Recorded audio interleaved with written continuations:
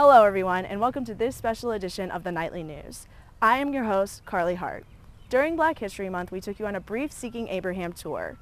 Today, I am here at the Bell Tower, probably one of the most iconic places on campus that was literally built in history. But we begin our tour across campus at Cherrydale to take a deeper dive into how this campus is looking at their past to reshape their future. This is the home of the first president of Furman University, James C. Furman, son of our namesake Richard Furman. And it is a plantation house, and before this year, really we didn't talk about that. Now we have a plaque out front here that tells you that this is a plantation house and actually names some of the enslaved who lived here. Abraham, Clark, Joanna, Jethro, Mary, Ferris, Primus, Richard, Sylvia, and Tony. And so you get a little more context now with what this building's about. I think for good reason, the alumni office talked about it as James C. Furman's home and didn't really bring up the plantation part, because their goal, of course, is to make a welcome home for all alumni. And so if you don't have context to talk about the history of slavery, then it makes sense that you might just talk about the home as a part of Furman's history without specific mention of its slave history. This house was moved here from down at Cherrydale Point, where the actual plantation was. The campus we're on was probably part of various plantations, but we don't have good history yet as to which specific slave owners would have owned this land around here. The house, in terms of the Seeking Abraham report, we had a few goals in mind in terms of the recommendations for this. One of those is that we really want people to, if they want the information about it being a plantation house, to be able to get that history and not for it to be hidden. Our recommendation was actually to disrupt this drive up and down, coming from Cherrydale down to campus, with something visually that would help the viewer kind of understand the placement. It's a little bit disconcerting, I think, to have basically like a plantation driveway heading right down to campus. And so something in honor of the enslaved that would sort of catch the eye, not something over the top, not something that would again traumatize especially African American students and alumni, and sort of impose slavery or that story of slavery, but instead would sort of invite the viewer to sort of look closer and get that history. The context plaque here is doing some work, but I think we can go further. I would still like to see the inside of the house touched in some ways, that it would be a curated space, so that it would tell really the history of Richard and James Furman inside the house. As of now, what you get is really still, I would call it a shrine. You still get the sense that they are the previous owners of the house. Their portraits still hang on the walls. Their furniture, their artifacts are still in place without curation. So it feels like you're sort of stepping into their home still. And what we try to do mostly is to instead put those things behind glass and give some context to how that history can be interpreted from today's lens in terms of their views on slavery, their contributions to the institution, and how do we wrestle with those. The second stop on our tour is Daniel Chapel. This was actually really recent, 1997, but it does symbolize our Baptist history. And we're named after Richard Furman, a very famous Southern Baptist minister. And that namesake is problematic in terms of Abraham and the history of slavery at Furman. Richard Furman was a slave owner himself. His parents moved down from New England, I think in part at least to get into the slave business and to own a plantation in the South. And so Richard Furman grew up in that culture. Interestingly, he's complicated in terms of his views on slavery. I guess I would say he's always pro-slavery, but the early signs are that he's at least wrestling with it. He also is sort of a gradualist in terms of emancipation. He thinks that slavery is immoral and that eventually slavery will be outlawed, and that emancipation will be part of God's plan. And so, but he's like I said, a gradualist. He's got this idea that nothing can be done immediately to free slaves. And so you see Furman wrestling with that some in his early life. He certainly had mentors who were anti-slavery. And then when we get to 1822 and 1823, those are the decisive years. And unfortunately, responding to events of his time, he digs his heels in and becomes very ardently pro-slavery. It's in reaction to the Denmark Vesey scandal. So Vesey, supposedly to the white folks in Charleston, had planned a slave revolt. In reaction, Richard Furman says slavery is biblical, and that Vesey was, a sort of maniac for going against the peace, even if he carried that old view, even if we want to be gradualist of emancipation, even if we think emancipation is on the horizon, even if we think slavery is immoral, we have to wait for the time for that to pass, and that would be in God's time, not something like an insurrection by Denmark Vesey. He also, in that case, that letter though, again complicating things for us, he is a bit progressive. So the other leaders of his era are saying we need slave curfew laws. They wanted no slaves on the streets, no slaves with canes or walking sticks. I mean, basically making life absolutely horrific beyond what it already was under slavery, but basically making any sort of life in public impossible. And Richard Furman is fighting those politicians. He's saying, no, we ought to allow slaves to have literacy because that's super important for their ability to be saved. In the Baptist tradition, they have to read the Bible. And so they need literacy, and they need the freedoms of transport, of travel that would be necessary to be able to move to church, for example, and pray out loud and all these kinds of things. So he justifies all this by his religion, right? It's everything in terms of slavery as a practice, slavery as a way to keep people in a certain mode of life. He justifies all of that with his Baptist worldview. In terms of the recommendations here, we didn't have any, and actually the portrait that was in this chapel of Richard Furman was removed before we finished this report. And so I think given what was happening at Georgetown University, at Brown University, and probably just before the portrait came down, also at UVA and at Charlottesville, I think the chaplain's office removed the portrait, along with sort of a broader notion that really nobody's portrait should be in our chapel. Baptists historically are of the position that there are no saints, there's no one closer to God, we're all equal in God's eyes, and so the notion of having anybody's portrait in the chapel was unnecessary. Even the namesake here, Charles Ezra Daniel, gave the funds for this church, and his portrait is also taken down. There is a site worth peeking into that is the beams. It's a cross in the chapel here, made from the beams of Richard Furman's major church in the First Baptist Church in Charleston, South Carolina. We now turn from personal to institutional history for the third stop on our tour, admissions. So we talked about Richard Furman and the naming of the university over at the chapel. Here we're talking about the sort of beginnings of Furman University eventually. But before that, it was actually Furman Academy and Theological Institute.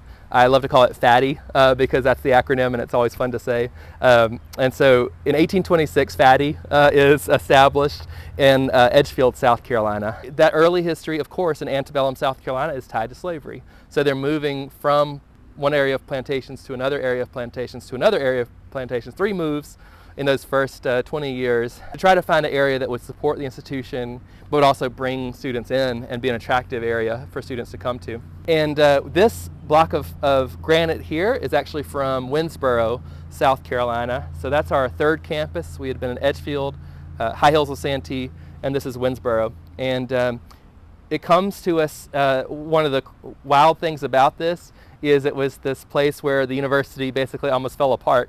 The idea was the students at Furman would be laborers in the field, following that kind of Christian idea of getting your hands dirty and learning from hard labor, salvation and not sort of being too elite or privileged, the meek shall inherit the earth, that kind of thing, right? So put the students in that position. They also took on the plantation lifestyle. So the big house, if you will, was the university building, and then all around it were the student dorms, and just like slave cabins around the big house. Students didn't do well. They basically, of course, men of white privilege in that era rebelled against that idea of being put in the place of slaves. And so turned to drinking, gambling, all kind of bad stuff, and they actually burnt down the school, and one of their classmates lost their life. And so that was a real turning point where they said, okay, this idea of a theological institute in which the students are poor and relying on churches to fund them, this isn't working. And so really the kind of idea of a liberal arts school in Greenville comes out of that Winnsboro history. And so this block kind of symbolizes to me that transition from theological institute funded on slave churches to actually a liberal arts school in Greenville, South Carolina. And they explicitly say that. They say in the records that it's a turn from the hot weather and the Negroes, as they put it in 1837, the Negroes of Winnsboro, to a more salubrious climate and a white environment, moving to Greenville, South Carolina. One thing we did question was the statue in front of admissions is of Alistair Furman, who is a descendant of Richard and James, a figure that was associated with the move of this campus, and that's why he's over there as a symbol of this history, is the move to this current campus in the 1950s, and very important in that move, but it's a little too nuanced and specific for most people to know. And so we said that his statue should be moved to the building that's named for him, the administration building. So only maybe a 50-foot move, and that would make way for broader context of the university to be put right here when you first walk on campus, so that the 1826 foundation of the school, this history I just described where we're moving around, where it's related to slaveholding and the antebellum South, and then moves to Greenville, that none of that is captured here at admissions, and would love to have just a basic history of the institution on display as the first thing you see, rather than Alistair, who's kind of an unknown figure for most people coming onto campus. The next stop on our tour is Furman Hall. Once named for James C. Furman, and that name has been removed over the past year, with it sort of officially named at the beginning of this current 2021-2022 academic year, with this new plaque as well to acknowledge that. James C. Furman was an additional question mark for us, because if you go around Greenville, South Carolina, you'll just find plaques about him being a secessionist. So we know that that's means he is bringing about the Civil War, right? He's part of the group voting for secession from the Union. But if you dig even deeper than that, you find what he's doing to be a secessionist. And that is, he's bringing this low country, South Carolina slaveholding mentality up here to the more mountainous region of the state. And people up here were actually pro-union. Doesn't mean they were anti-slavery. Plenty of people up here were pro-slavery and owned slaves and so forth. So it's not like this area doesn't have slavery. But politically, it hasn't galvanized around that idea that their whole economic way of life, their whole political way of life is based on slavery. James C. Furman brings that up here. And he knows the right things to say to pivot this area from being pro-union to pro-secession. And that is the most racist, vile things you can say about African Americans. And he uses that rhetoric to turn them, and basically saying, you white voting men of upstate South Carolina, you don't think you have a stake in slavery, but you do. If slaves are emancipated, you will then become the lowest rung in society. And if that happens, you'll be the ones that are persecuted like the current enslaved, right? You will be facing a future much like the African Americans in this area have faced, where they're spat upon, discriminated against, lashed, whipped. You'll become that basically through villainizing African Americans and also using sort of race baiting rhetoric. Turns this area to be pro-secession, and almost overnight. So it goes from being pro-union, the long work of Benjamin Perry to make this a pro-union area, and with only a few days in 1860, James C. Furman is able to use this vile rhetoric to change the area. That, fortunately, was a very heated part of our report, and so while we have questions still about the plantation house and statues in other areas of campus and their location, this was well adopted. And so here we have a plaque that signifies the history and the context of that history. There was also a stained glass window in admissions that was removed. There were also other traces of James C. Furman, and that's all been collected at the archives now. And the kind of an open question, one we call for in here, is some curated space to talk about that, where the artifacts are. So rather than kind of sticking it back in an archive, we may need to have some sort of museum or curated space to talk about James C. Furman, secession, how he played a role, so that as we talk about with the Holocaust, no one will repeat that mistake again, that people will be more aware of how racism and racist rhetoric can change minds on a political issue of the time.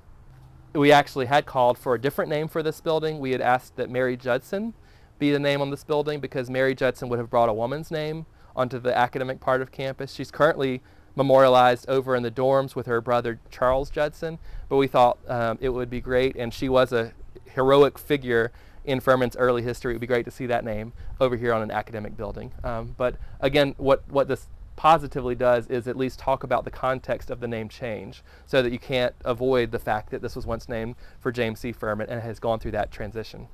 The fifth stop on our tour is what is now known as Joseph Vaughn Plaza. That was a successful recommendation, actually the very first recommendation of the report.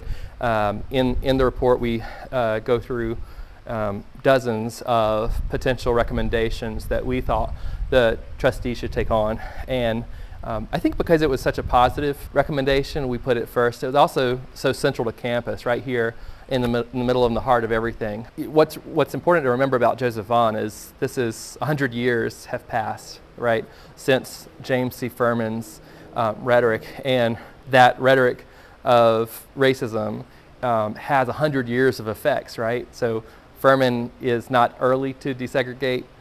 Students are asking for it, faculty are asking for it. Throughout the 1950s, for example. Actually, as early as the 1930s, Furman was doing some interesting stuff in terms of racial integration in Greenville, having combined school meetings and combined public health meetings.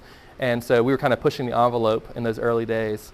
But for the trustees, the South Carolina Baptist trustees, they were very much informed by this history with Richard Furman and James C. Furman. And so they are very difficult to work with in terms of desegregating the institution.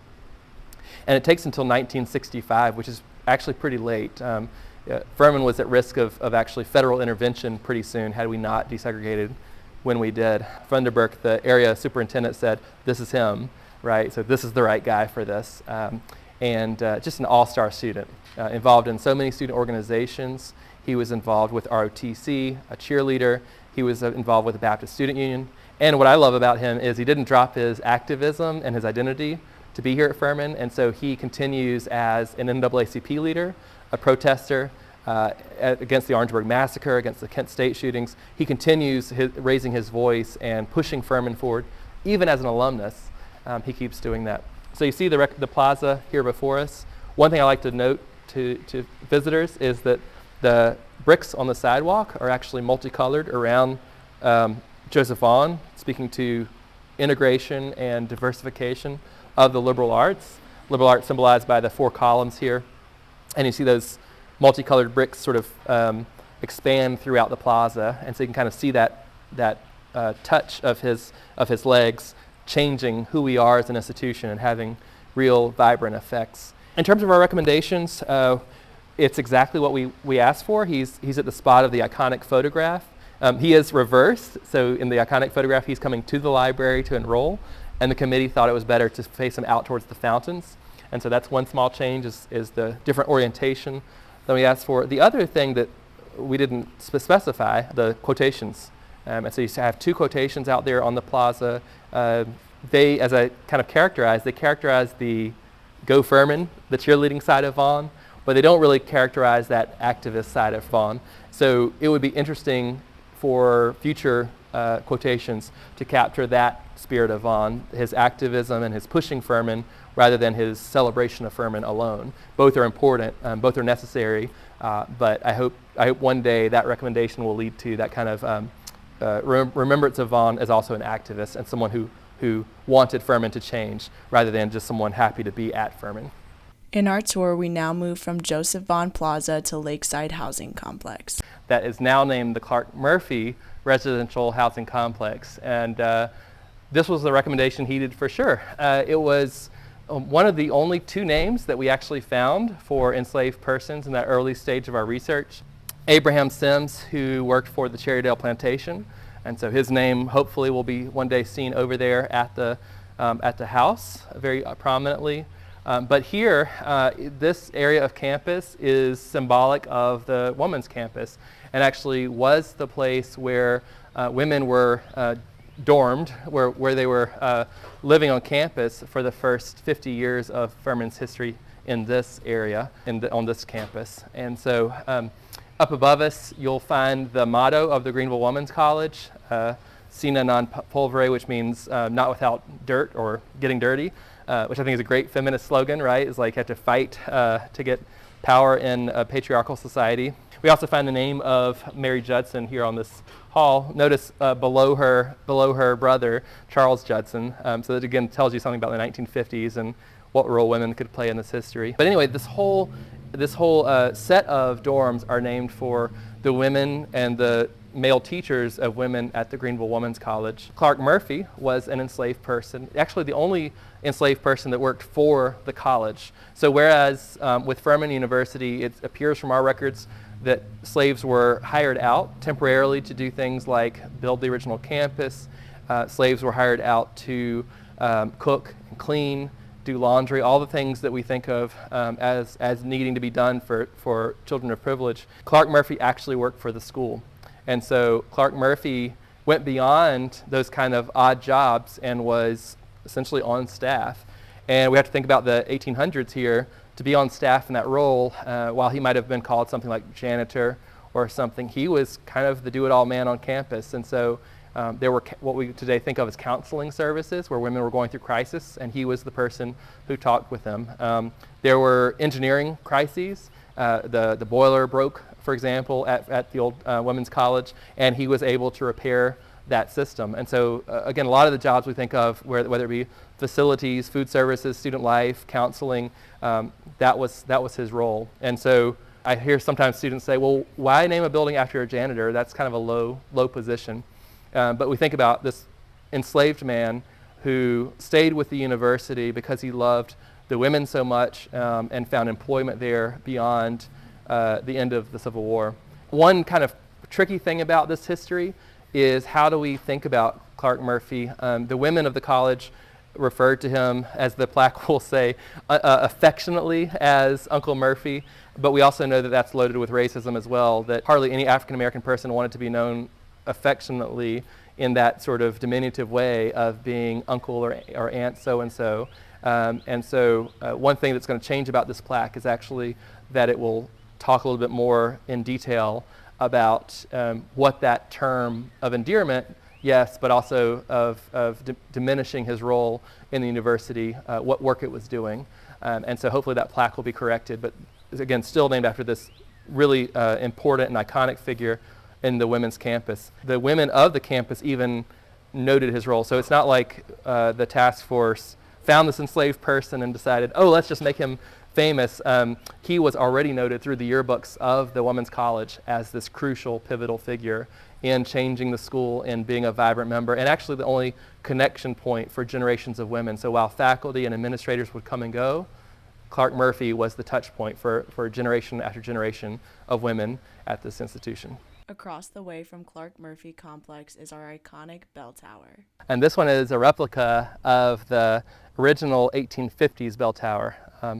That one, we have the 1850s one, we have the records that show that a number of enslaved people helped mix the mortar and make that original construction.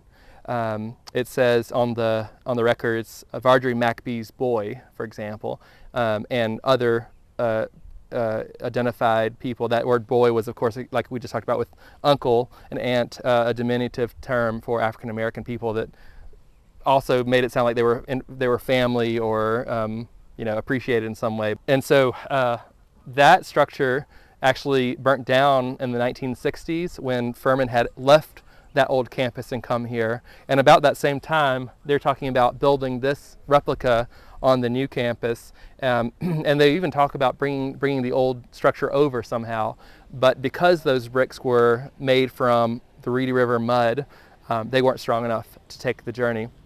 And so this is an identical replica in terms of the scale of it, of the original bell tower, although that original one was actually connected to Richard Furman Hall, the main building on the old campus.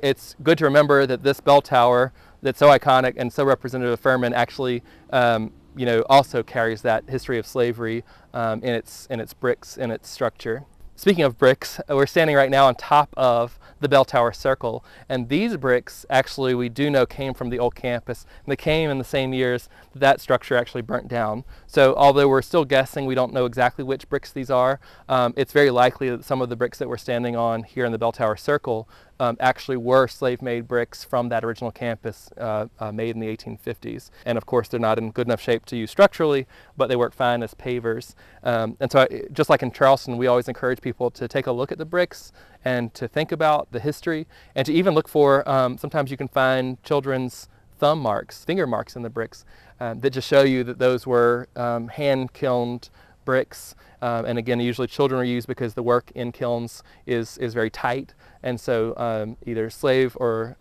indentured children are used for that labor, and you can still see the history in the bricks themselves. Lastly, here at the same spot, still talking about the bell tower, the bricks, we also have the old college. So in 1850, when the school is moving from Winsboro to Greenville, this one little structure is the entire school. And on one side is James C. Furman teaching his classes, and on the other side is Charles Judson teaching his classes.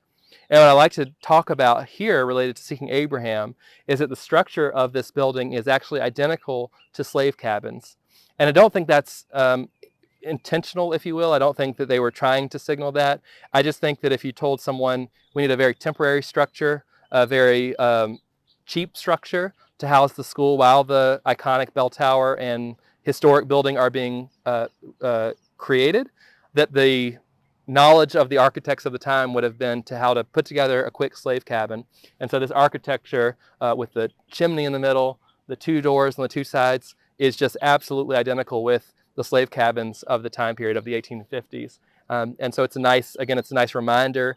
Also as a contrast point in terms of size and stature, this house could have held as many as 10 people if it were a slave cabin, versus Cherrydale House, which usually held 2, 3, 4, and the servants perhaps out back. But no matter what we think about, no matter how we process the history of slavery on campus, this structure, because it is the entire campus of Furman, has persevered, has endured. A group named Quaternion actually keeps it up today and ensures that it sort of stays as a reminder of the university's history, however we tell that story. As you can see, Furman's story is still evolving, but I hope this special edition show has helped you understand how Furman is trying to right its wrongs from the past. I am your host, Carly Hart. Thank you for watching this special edition of the Nightly News.